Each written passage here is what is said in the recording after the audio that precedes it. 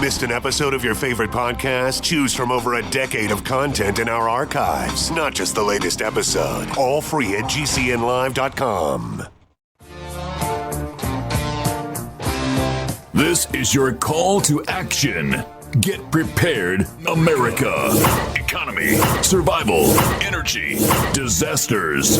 This is USAPrepares.com. Informative radio, educational radio. Interact now by emailing instructor@USAPrepares.com or text at 434-390-7953. Class, please take your seats.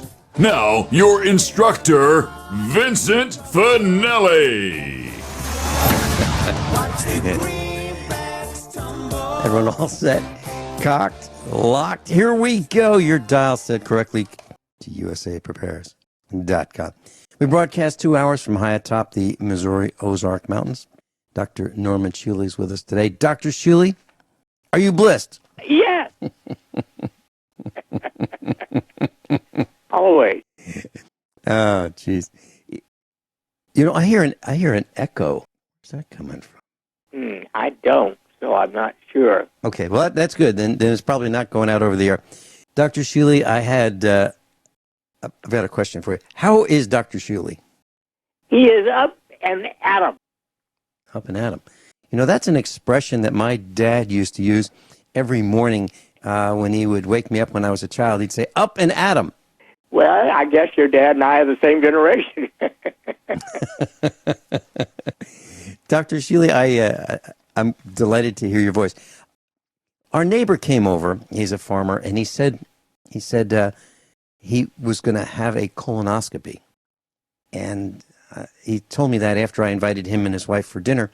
He said, no, I wouldn't be good company. Great dinner conversation. So he wouldn't be good company for dinner that day. But he said, would you ask Dr. Shealy a question for me? And here's the question.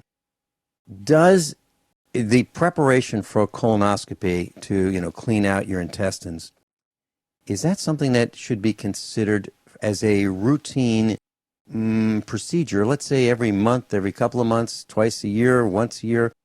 Is that something that would be good, or is it dangerous or not beneficial? Well, I think it's potentially dangerous. I definitely, Okay. Here's my whole theory about this business of the colon. If you have two what I would call simple, decent bowel movements every day without any abdominal complaints, then I don't think you need a colonoscopy. Now, if you have constipation, if you have diarrhea, if you have abdominal cramping, if you have what you might call indigestion, then yes, it may be well worth considering. Okay. So, when I had my colonoscopy 5 or so years ago, I was lying on the gurney and I saw this hose, and it was reminiscent of our garden hose. Right. And I'm thinking, that's impossible. That can't be it. They probably just hosed the floor down with that. No.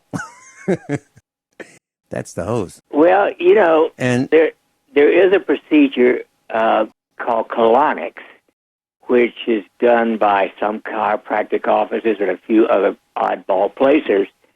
And even Edgar Casey, who was one of the greatest health coaches of all time, recommended irrigations of the colon called colonic irrigations. I tried it once in Virginia Beach in the 70s, and that was enough for me. I'm a surgeon. I just don't like fooling around with the colon. Now, when you talk about colonics, are you talking about like a coffee enema? Well, this is actually more like a huge enema. It's not like a coffee enema. It's they put a tube up and they don't just do a simple energy. They keep repeating it over and over again for about an hour. Okay. I remember Dr. Patrick Vickers came up from Mexico, and he did a seminar with us at the Get Prepared Expo. And he said to me, Vinny, do you have a big pot I could borrow? I said, what kind of pot? What are you trying to do? He told me he said he was going to do a coffee enema, and he does them like every day. Oh, yeah, I know. There are people who recommended that as well. I just have to say, I think there are better ways to maintain your intestines. Okay. And Are we talking about yogurt? Well, we're talking about yogurt and Greek yogurt and kefir and kombucha tea and other pro and prebiotics. Yes. Before you started talking about Greek yogurt, I hadn't tried Greek yogurt. And I've got to tell you, once you switch and try Greek yogurt, it's thicker, it's heavier, it's more mass, there's more mass in it. It's way better. It's hard to go back to traditional, inexpensive yogurt when you try Greek yogurt. I totally agree. And the biggest difference, there's two biggest differences. One is the protein content is almost twice as high. And secondly, it has a broader number of probiotic bacteria. Now, you recommend just plain yogurt, is that right? Yes. Okay. I haven't gotten to that point yet, but what I do is there's a brand called Chobani. Yes, it's sold at the Chinese factory outlet. It's sold at Sam's Club. And what I do is I buy the large container of vanilla yogurt, and it's just mine in the refrigerator. And what I do is I'll take a clean spoon, take one tablespoon, eat that, and I don't put the spoon back in. I mean, I use the spoon just one time. Right. And I take one spoon many times a day. Is that better as a practice than having a larger amount once or twice a day? Well, probably. It's just a question of schedule and convenience, isn't it? Mm-hmm. Yes. Okay. So that's how I do it. I'll just 5 or 6 times a day, just walk by the refrigerator, get a spoon, grab a spoonful, put the tub back in, and consume it and go on my way. That's excellent. Okay. One of the things I'd like to talk about with you, Dr. Shealy, is sense of purpose. And here's what I mean by that. When I get up in the morning, I know that my list is way longer than what I can accomplish. I can't accomplish everything on my list. There's just no way. But I have things that I feel that I must do. Things on the farm, things that benefit the family, things that I need to do just to survive. So I have a sense of purpose. But I have a feeling not everybody does. I think there are people who get up in the morning, have no idea what they're going to do. They've got to find something to do. Does having a sense of purpose help a person live longer? Well, happier, healthier, and longer, yes. It's critical. Without a sense of purpose, you're going to be depressed and anxious. Anxious. And I've noticed that when I talk with some young people, they seem to have difficulty coping. You know, to me, if something goes wrong, okay, it went wrong, and we'll just figure out why it went wrong and what we need to do to right the wrong. I'm not talking about confrontational issues. I'm talking about things breaking. Something breaks, and, oh, okay, we got to fix that. You know, darn it, I really wish it didn't break because it's inconvenient. But we can get past that by fixing it. But it seems like young people have difficulty coping when things go wrong. Well, that's foreign to me. You've hit, in my opinion, the problem in the snowflake generation. They do not tolerate any uncertainty, anything that threatens them, anything that disagrees with them. I mean, they're a lost generation, in my opinion. Do we know how we got there? Is it like George Bush's No Child Left Behind, which meant no child has a chance, no child can get ahead? The lack of training it goes back farther of than skills? that. I think it's the whole idea that government can somehow protect you, take care of you. You don't have to worry, just leave it all to us. And I think it began at the very latest. It began with the welfare program in the Roosevelt presidency. And it's gotten more and more and more so since then. Interesting. As I think about that, I think that it kind of says we're doomed because it's been going on for half 85 years. Yeah. You know, I was taught to be independent. I was taught to think for myself. I was taught to think a little differently. I was allowed to experiment, learn things, get bruised, and I learned pretty quickly that bruises hurt, and you don't want to do that again. And then I learned that you could learn from other people's bruises. common set, the uncommon commodity. Yeah. I bet your father used that one too. Yes, he did. And he used another expression, just very, very sparingly, and that is, I would ask him a question, and sometimes he would say, that is unknowable. We are not capable of knowing that. And he also said that as an educator, he was a principal, a teaching principal, a teacher, taught science, physics, music, and he would say that education is the process of learning more and more about less and less until you learn absolutely everything there is to know about nothing. What he meant was specialization, and right. That's also a problem. You got it. So specialized that you don't know much about anything else, and you're lost. Well, I don't know what year your father was born, but I would guess it was pretty close to mine. I'm 1932, the year when things began to get worse and worse. 1924. Oh, wow, okay. Mm-hmm. Yep, and he was raised during the Depression, and I asked him many times, what was it like? What did things cost? And he had the answer of, it didn't matter. It didn't matter what it cost, because nobody had any money. Nobody had any money. So you had to think for yourself. You had to prepare for yourself. If you had a tire that went flat, you had to fix it and figure out how to do it. They even put sand in tires because they couldn't afford to patch the tube. Fill tires with sand. We'll be right back. Dr. Norm Shealy is with us. Dr. Norman Shealy is with us. NormShealy.com. Dr. Shealy, I'm at your website, and I'm looking at some of the biogenics items, and I'm looking at magnesium lotion, and I'm looking at magnesium spray. Is there a benefit of one over the other? The spray and the lotion are equal in their absorption into the body to give you your adequate levels of magnesium intracellularly. Mm-hmm. Mm-hmm. Orally is a very poor way of getting in magnesium. I don't know why. It may just be that because our crops have lost their magnesium for the last 100 years, that we've just don't absorb it as well. But there are other factors, possibly, including fat intake, protein intake, calcium intake. But I did extensive studies over a decade-long period and found that through the skin, magnesium is absorbed infinitely better than it is through the mouth. And as a side benefit, using magnesium lotion raises your DHEA, dehydroepiandrosterone, the most important hormone in your body.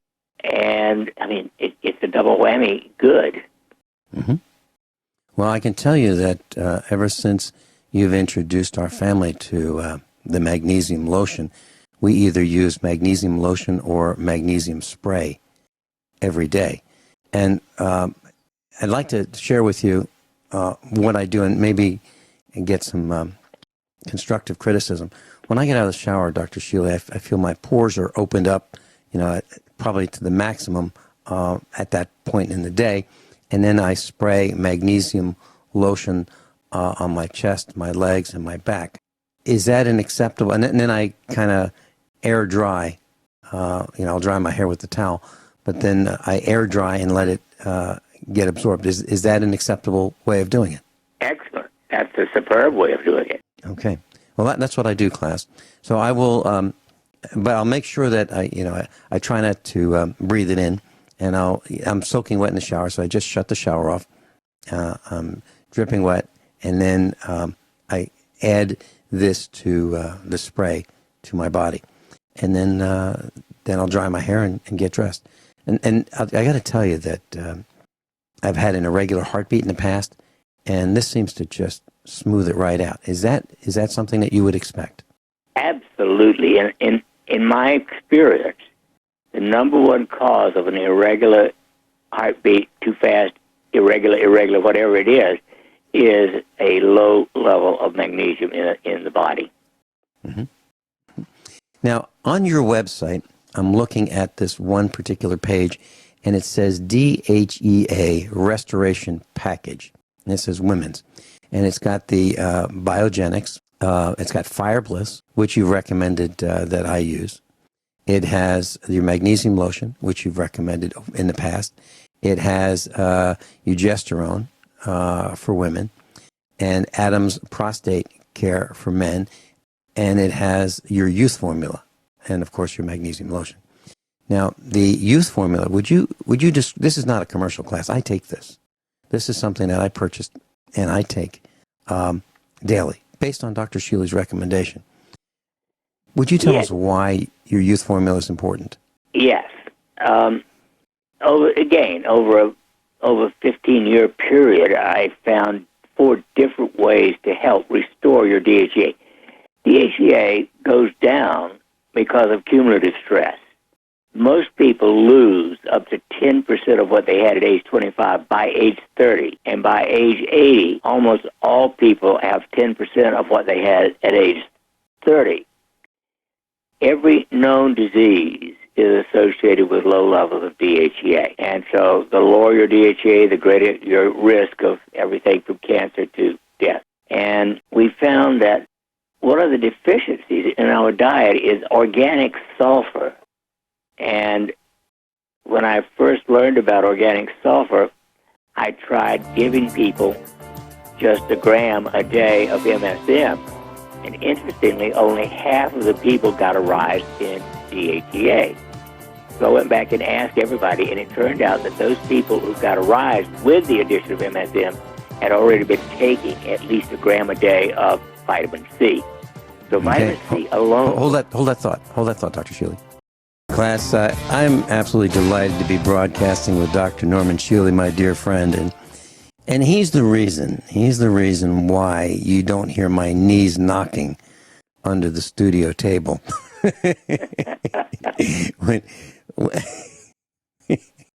when we first started broadcasting, and when I started first broadcasting in Springfield, Dr. Shealy decided to introduce me to bliss, and it cured my knocking knees of being a new broadcaster behind the microphone. And Dr. Shealy, I really thank you for taking me under your wing and all the years that you've been dispensing medical advice and counsel and taking care of me, even personally and our family. So I wanted to publicly thank you for that. You're truly a national treasure.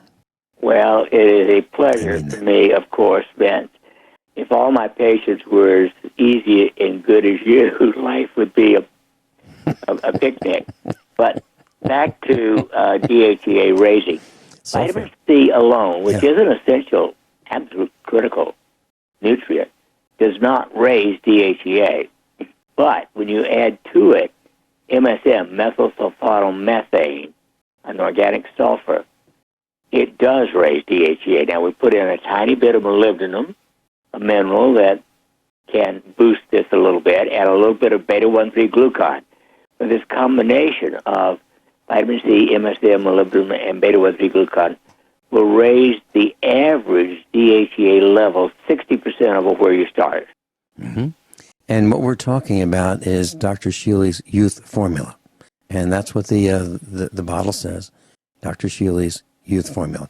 It's on our kitchen counter, and I take it, well, I hope I'm doing it right, Dr. Shealy. I'm taking it 4 times a day. Yeah, that's perfect. Mm-hmm. Okay. And you mentioned organic sulfur. I'd like to share just a thought about that.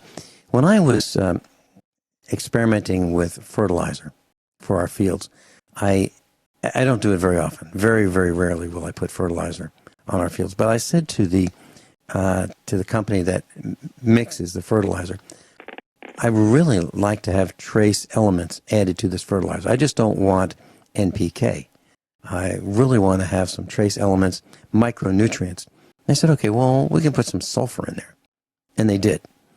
And so sulfur serves many functions in plants. It's used in the formation of amino acids and proteins and oils, and it's necessary for chlorophyll formation. It promotes nodulation in legumes and helps develop and activate certain enzymes and vitamins.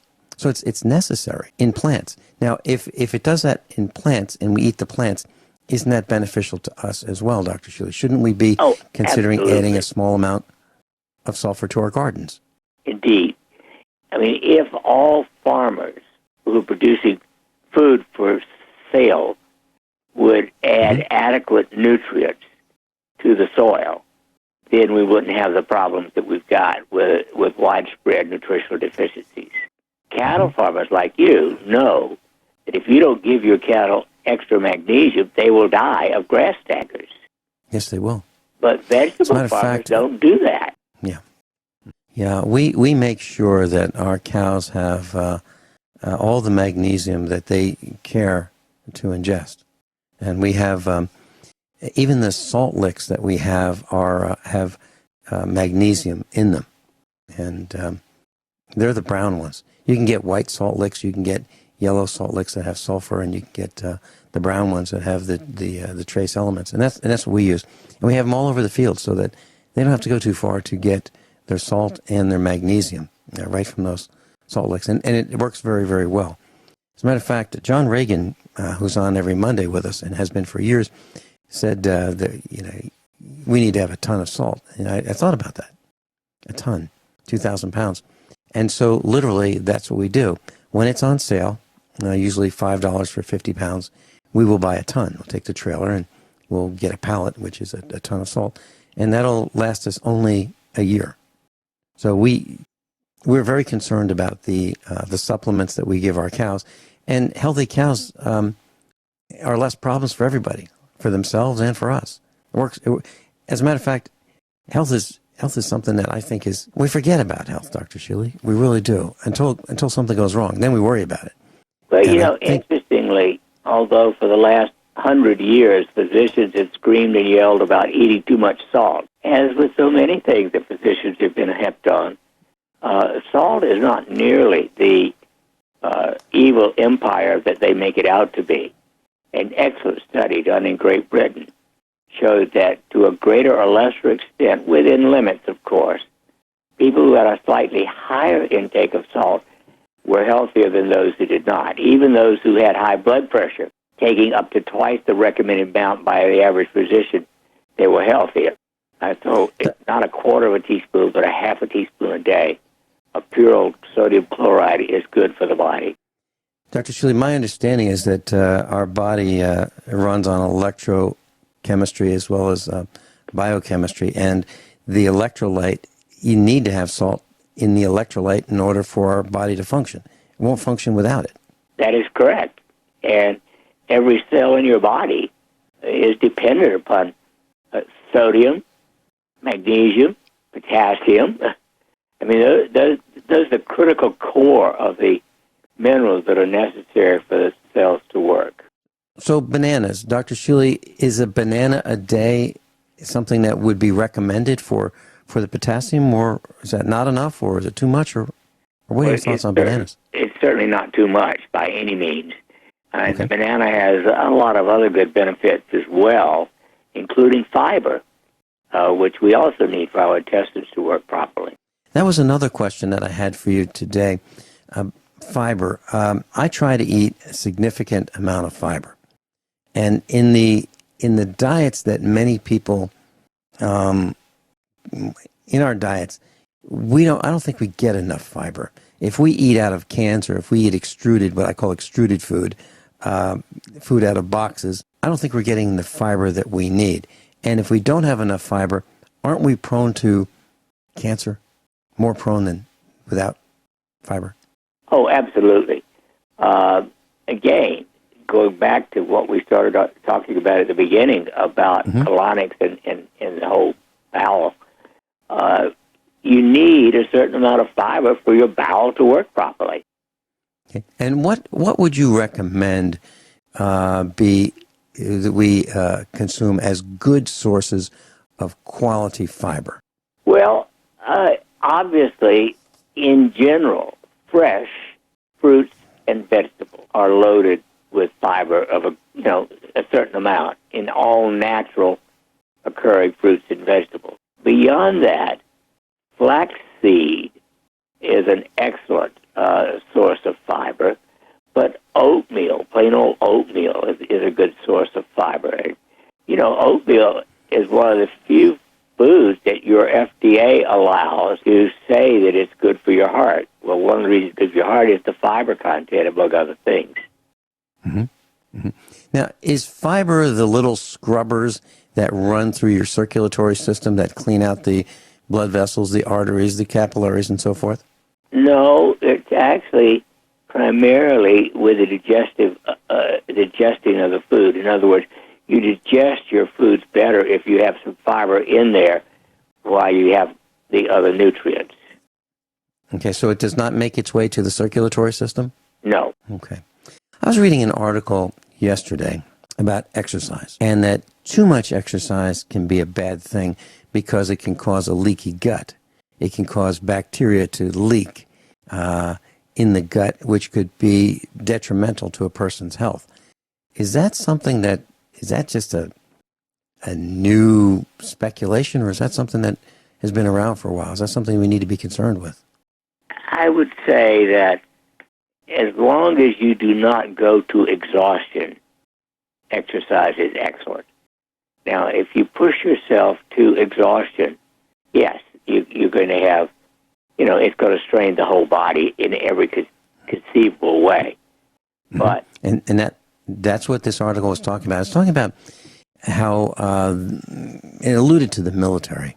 Yeah. And how the military just pushes, run, push-ups, and boot camp kind of things, where these young people are just pushed past what they thought were their limits, and some actually even die as a result of this.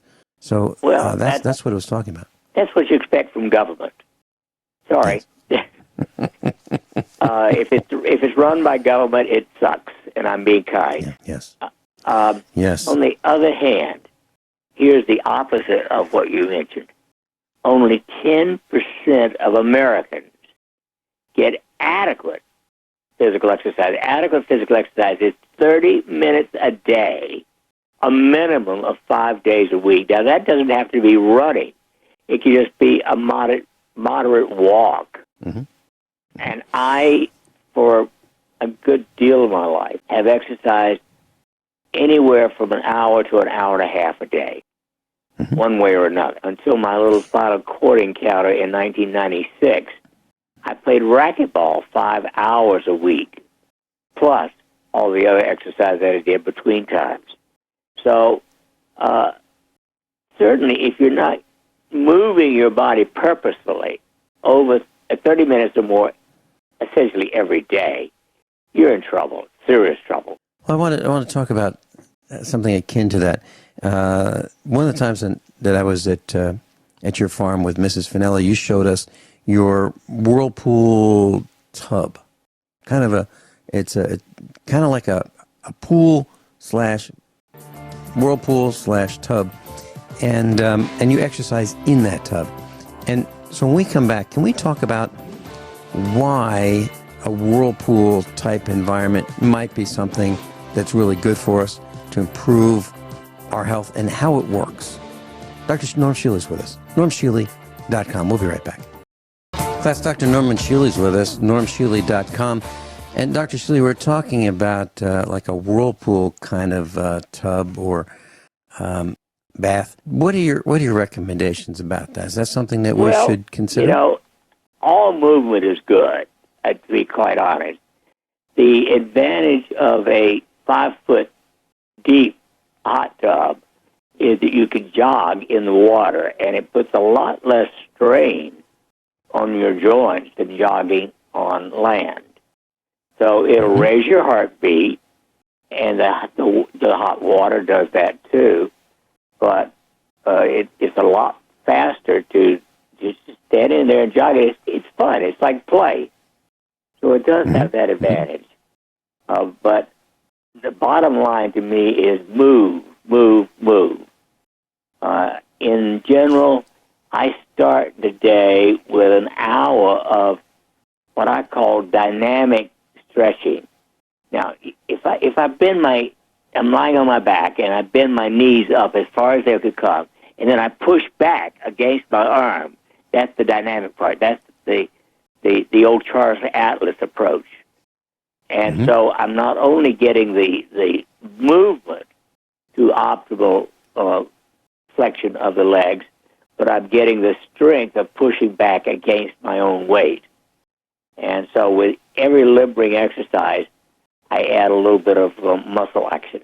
Now, do you put anything in your tub, or just water, yes. or what do you Copper. do? There are copper. Compounds that sterilize the water, and it's a lot safer than chlorine. So you have like an ionizer, a copper ionizer? Well, yeah, you buy it from a pool supply place, yes. Okay. And so the copper gets transferred into your skin as well? Exactly. And most people can be a little bit deficient in copper. Copper is anti-inflammatory.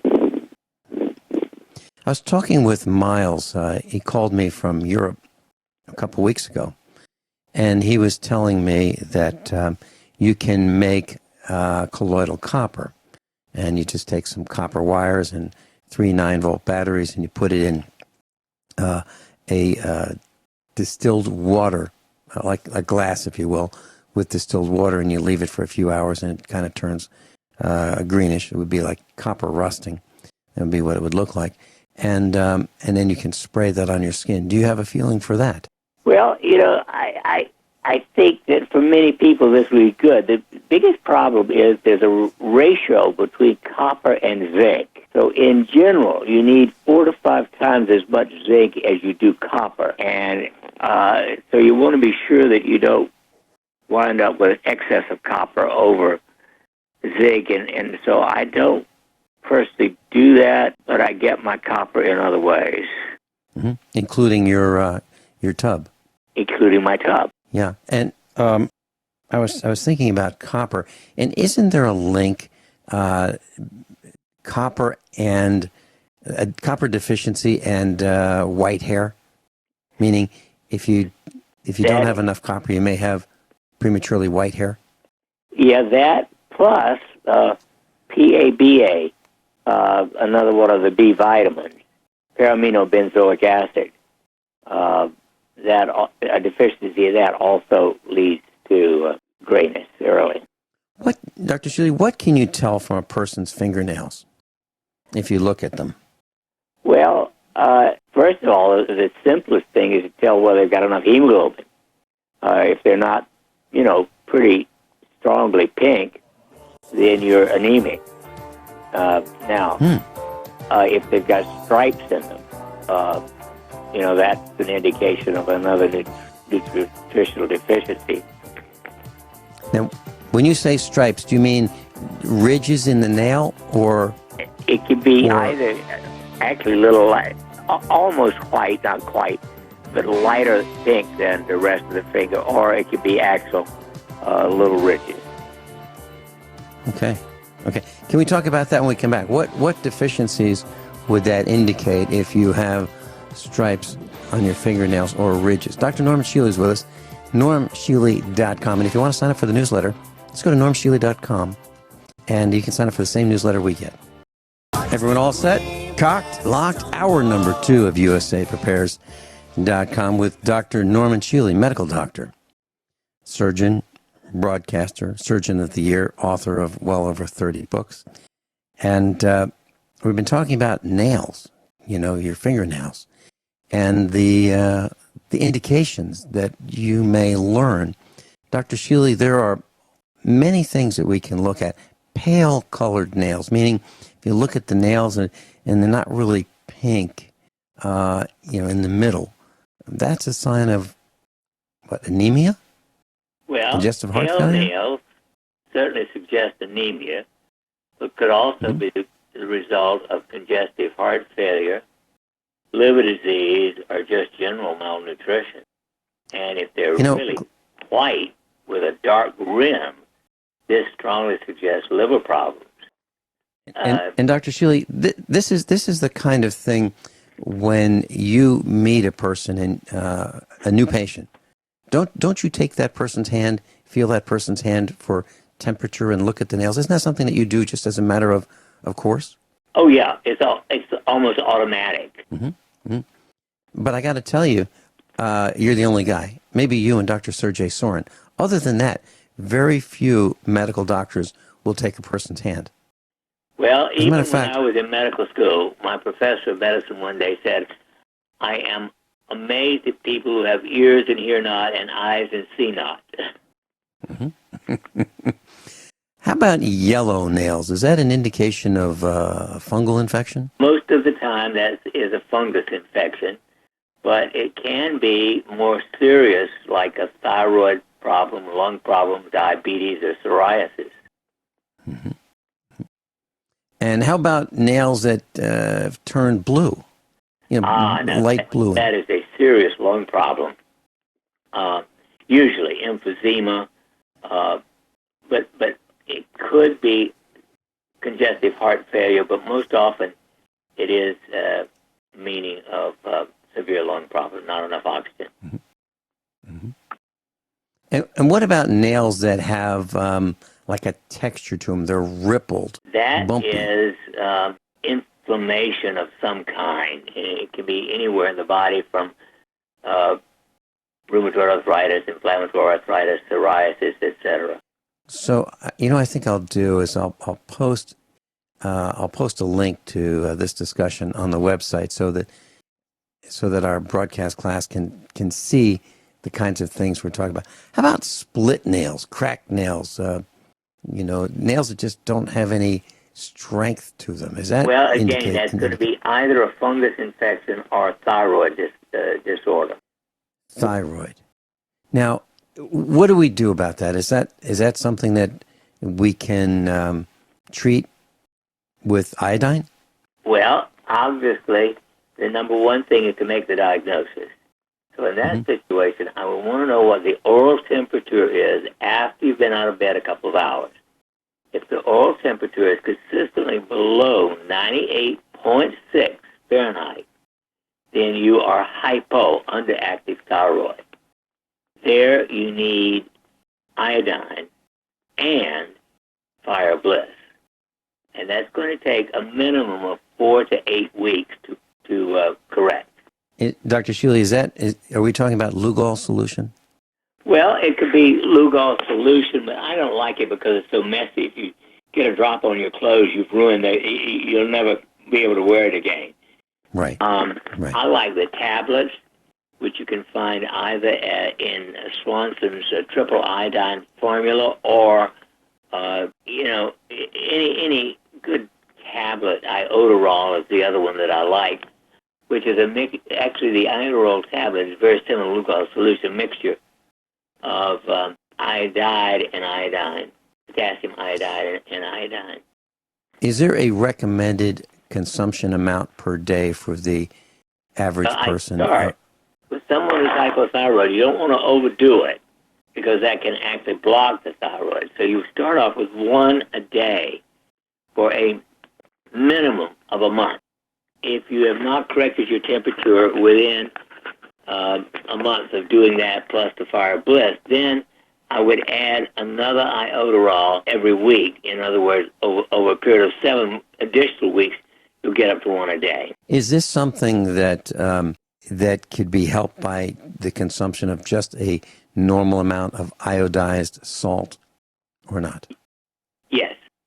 And in relation to this aspect, it's important to note that the Japanese, who eat a great deal of iodine out of kelp, have 1/12 the incidence of prostate cancer that we do, and 1/3 the incidence of breast cancer. Those two organs especially are prone to trouble without adequate iodine. I'm looking at a image on the internet of a looks like a thumbnail, and it has a stripe. It almost looks like this person hit his thumb or her thumb with a hammer, except it's not round. It's a stripe that goes outward, straight outward. It looks like almost like a stripe you might find on a road, a line on a road. And it's dark, and it's kind of a blackish color. Yes, that's a very interesting condition. It's a serious problem. That needs to be seen by a dermatologist. It could be melanoma, and it just, I would not know. I'd have to send the patient to a dermatologist myself. Mm-hmm. But if you see a racing stripe on your fingernail that goes in the same, if you see like a racing stripe that you might see on a car going from your finger outward on your fingernail, that's something that you should have investigated immediately. Yes. In other words, the bottom line is anything that looks other than a nice rosy pink fingernail is a suggestion something's wrong. And it's easy to check. I mean, you've got your hands with you, class. Just look down and you don't even need. May have to have some additional lab tests, but a physician, a good internist or dermatologist should be able to help right away. I had a chance to chat with one of our friends on the phone, and he's a local here in our little hamlet in Missouri. And I said, "So how you doing?" And he said, "Well, I'm going to get an appointment, next week in Springfield." And I said, "So what's up?" He said, "Well, I got prostate cancer." I said, "So what are you doing?" He said, "Well, I'm going to go get these little radioactive seeds." He didn't say radioactive. He said seeds implanted. And I said, "Are you sure you want to do that?" I said, "Do you know what they are? Do you know what this means?" He goes, "Yeah, we'll just go in and it's real fast and you're in and out and everything's great." And I said, "I'll tell you what. On Wednesday, I'm going to be talking with Dr. Norman Shealy, and I think you need to get a little bit more information about this. So I'm going to send him a link to this broadcast and tell him when he can listen. But Dr. Shealy, prostate cancer, surgery, TERP, green laser, radioactive seeds." First and foremost, personally, I don't like any of the traditional approaches for prostate cancer. The radioactive seed, I have a very close friend who died of complications of that one. It damaged his sciatic nerve and a whole bunch of other things. The surgical removal is a massive procedure. As with almost all cancer, the top of my list would be up to 20 times. I'm sorry.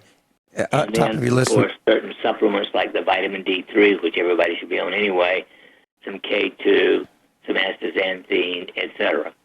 I personally could not accept conventional surgery or chemotherapy for cancer. Okay, let's go through this very carefully, if it's okay with you. So, if a man is diagnosed with prostate cancer, and my understanding is that if we live long enough, we're going to get it anyway, right? Isn't that true? Well, it's almost true. Now, statistically speaking, by the time you're 50 years of age, the chances are you have microscopic prostate cancer. But that doesn't mean it's going to manifest as a growing cancer. In fact, it's common but not universal. And the most important thing is to be sure to take care of yourself all of your life with the good health habits that we talk about constantly. So, Dr. Shealy, in our friend's case, who is contemplating these radioactive seeds, what are his options? And what, based on the little we know right now, what would you recommend? Well, personally, I would also use natural progesterone cream. There's good evidence that natural progesterone cream is an inhibitor of prostate enlargement and cancer. Secondly, you want to be sure to get a minimum of 20 milligrams a day of zinc. So if your multivitamin doesn't have 20 milligrams of zinc, I would take a chelated zinc. I would, obviously, I think everybody, if they weigh 150 pounds or more, should take 50,000 units of vitamin D3 once a week.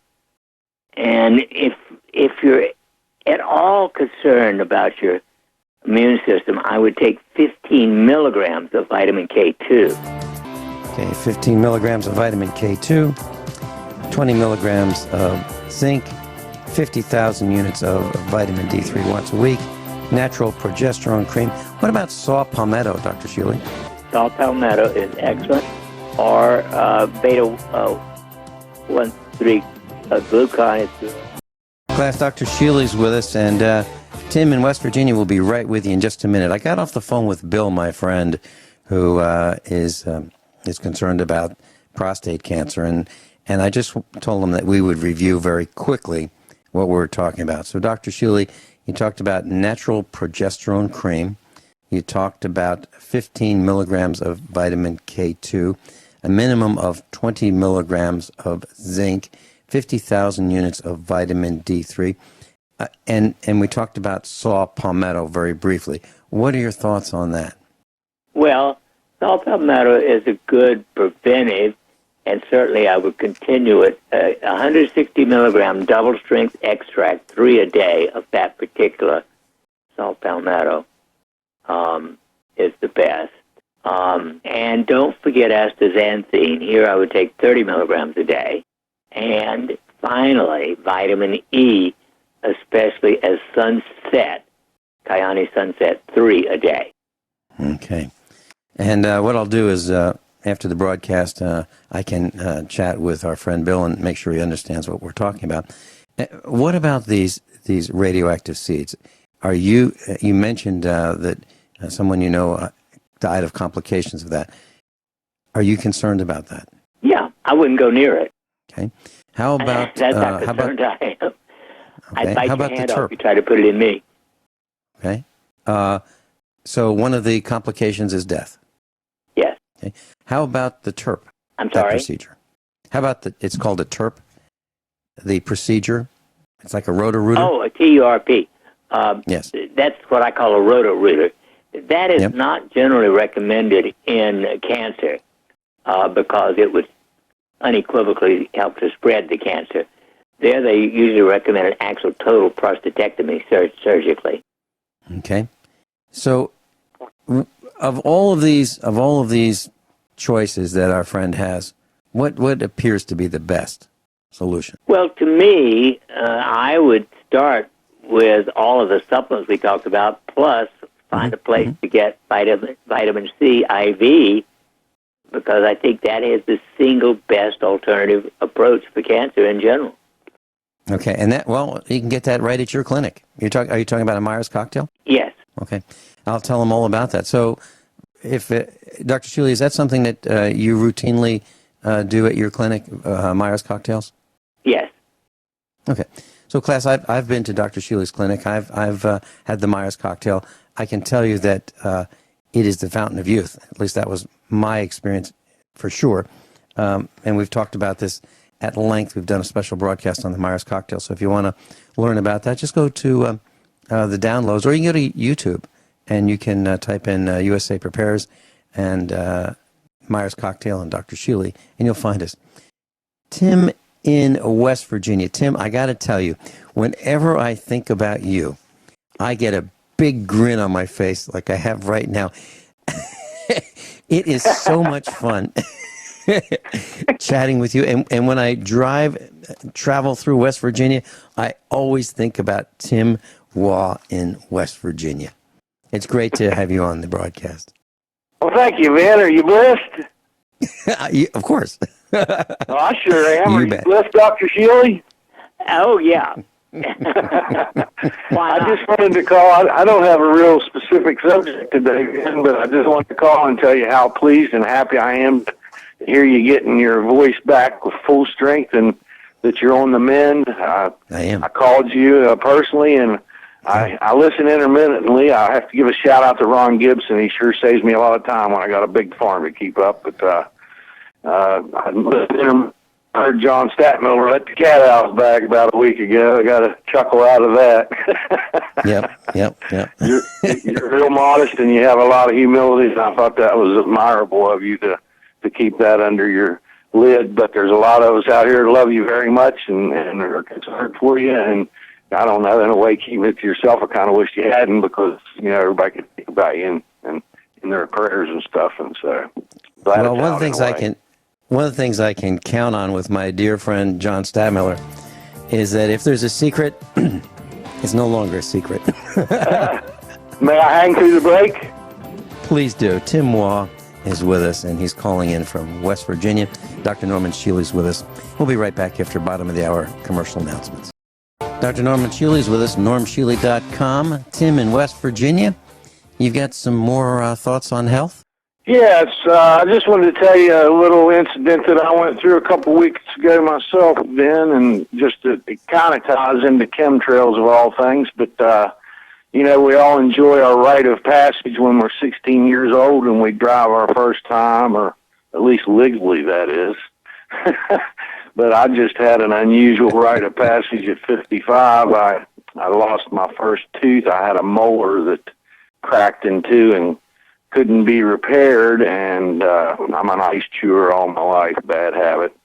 But anyway, I had to be put on clindamycin for an abscess, and I just wanted to let you know that, you know, this is a widespread thing, these respiratory problems and sinus problems from these chemtrails, because taking that 7-day course of clindamycin not only cleared up my abscess and let them remove the bad tooth, but it was the first time in what I can remember at least 5 years that I could breathe through my sinuses properly and get a lungful of air through my sinuses.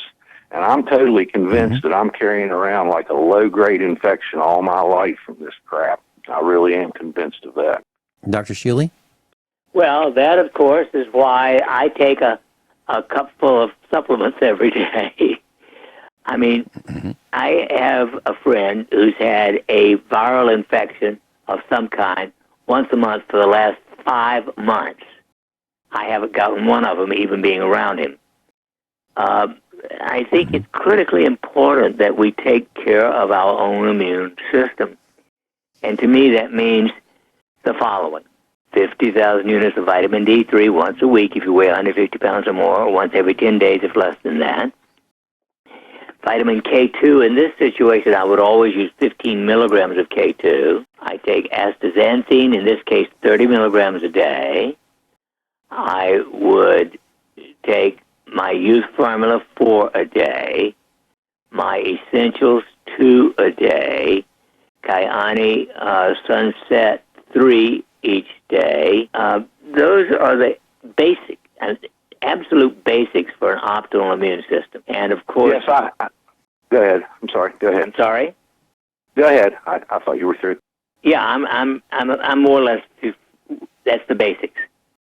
Yes, I was going to say I've been a follower of your advice for half a decade or better now, and I do most of that. I do the vitamin C for 3,000 a day. I do an extra B to help offset that. I don't do the astaxanthine as much as I should, but it's quite costly. The K2, I squeeze the money out of myself because I know it's important to take it with the 50,000 units of D. So I'm doing over 50% of your protocol, but still have had this bad sinuses. And one other question before I get off of here, Dr. Shealy, I've heard you mention in the past that you use oxygen. I think maybe when you ride a bike or do some type of skiing machine or something.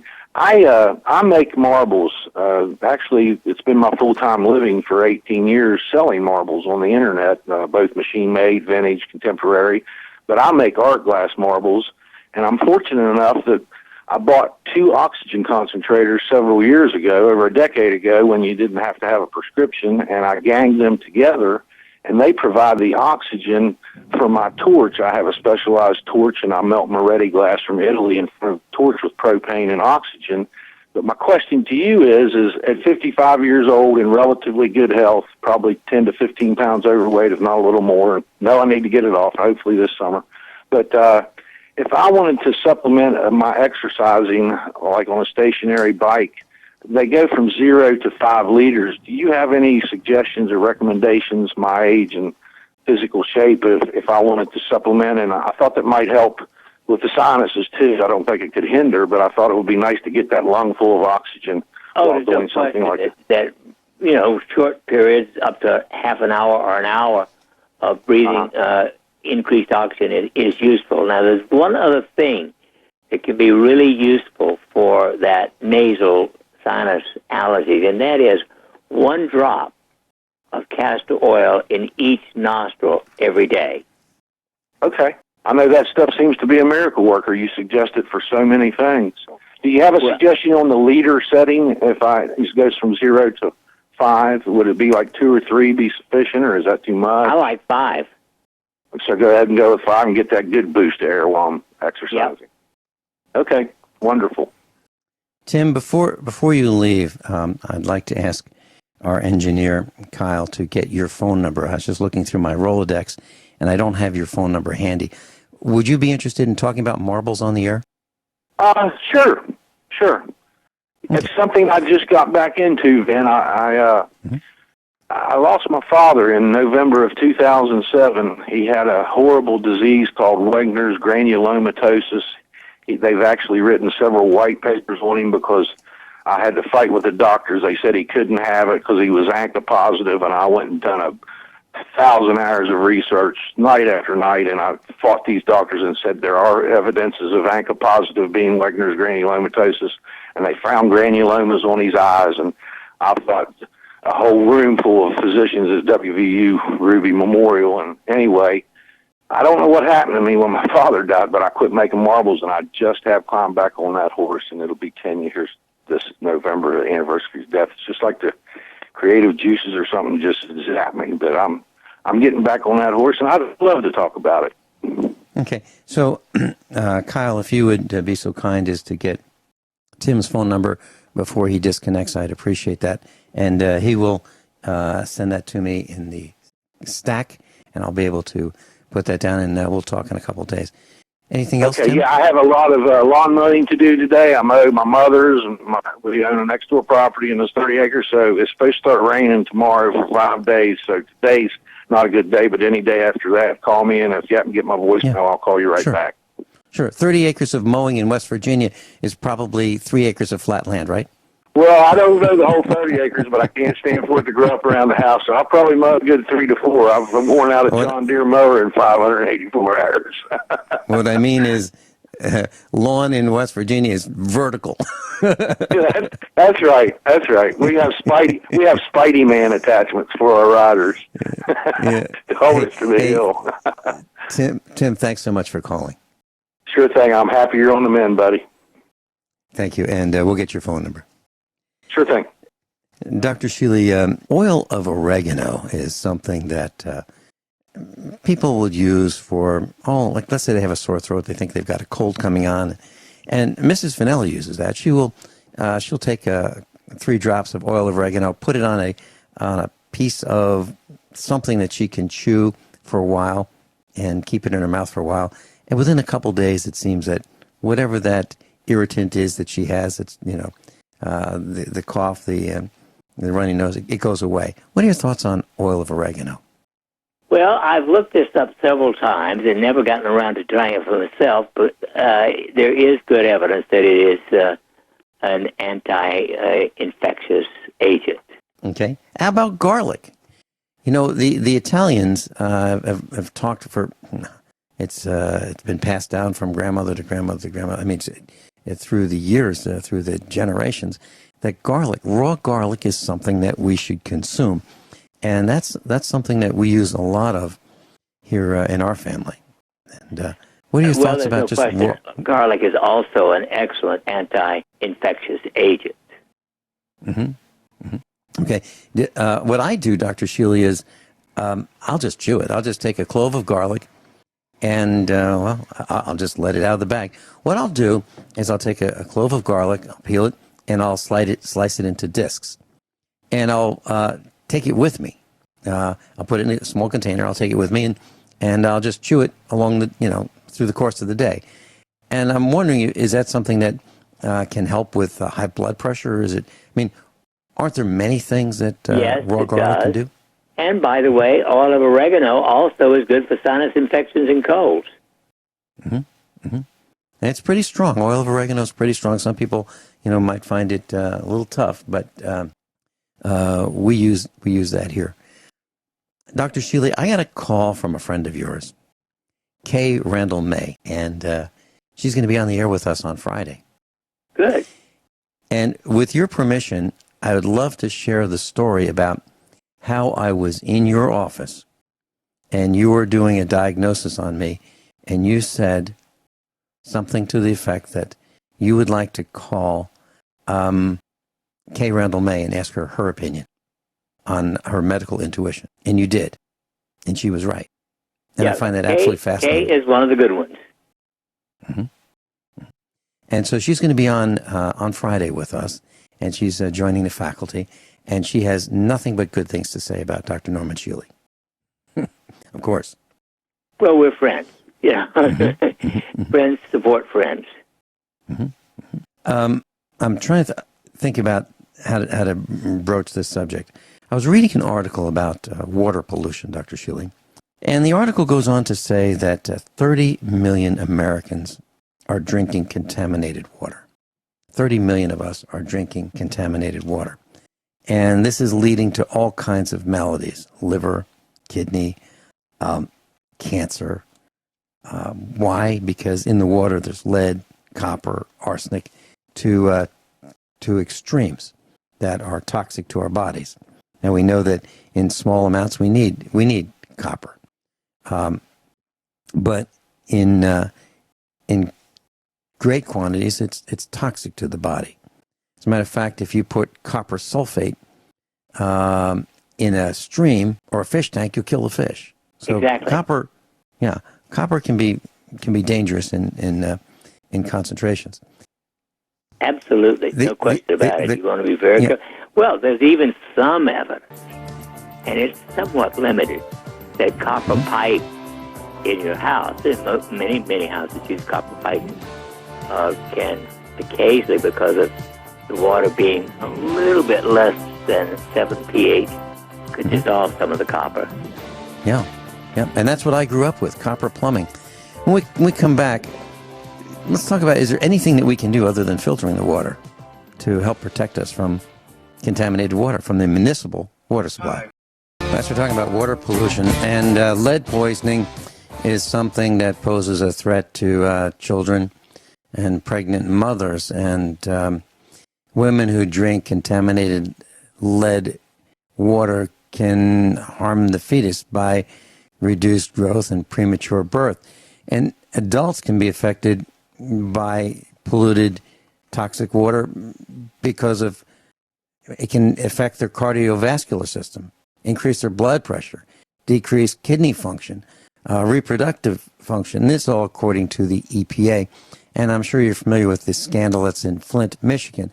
The problem is that 30 million Americans are drinking water that has dangerously high levels of contamination. And it's linked to cancer and birth defects.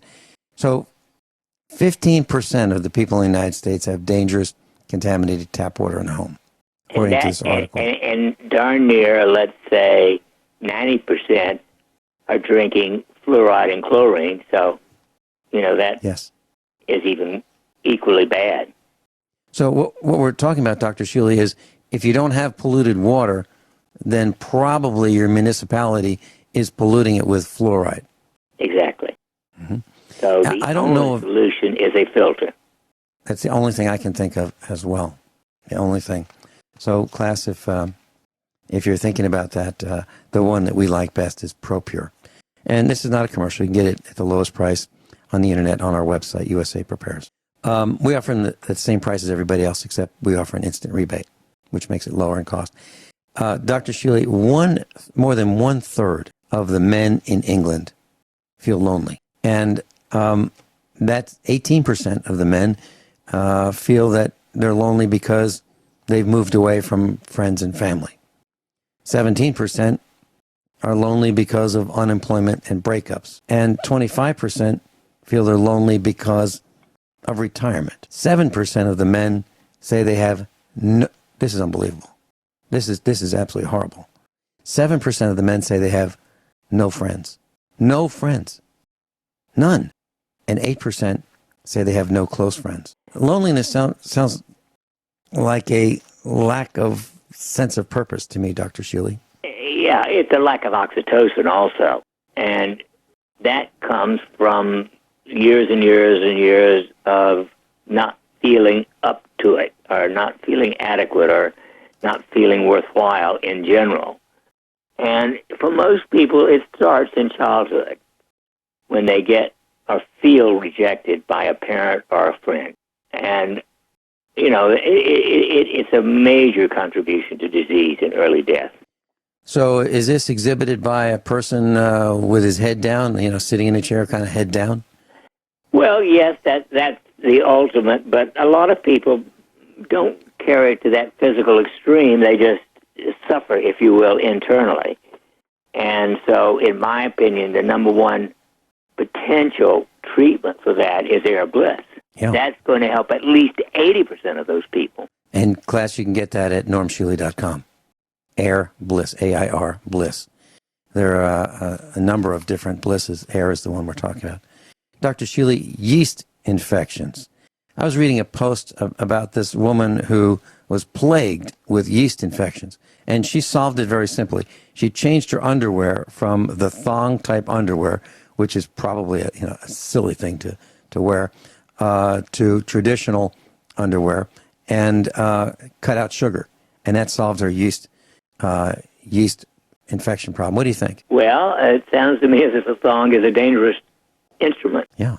And it never sounded like something I would try anyway. To each its own poison.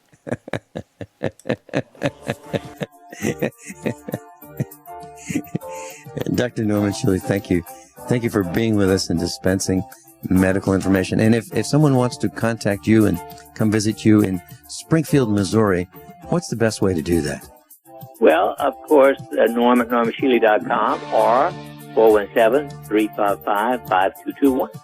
Norm at normshealy.com. That's the email address. Norm, Norm, at normshealy, SHEALY.com. If you'd like to call the office, 417-355-5221. 417-355-5221. Dr. Shealy, thank you so much for being with us. It's great to hear your voice. Class Always above my all. pleasure. Have a good one. Thank you.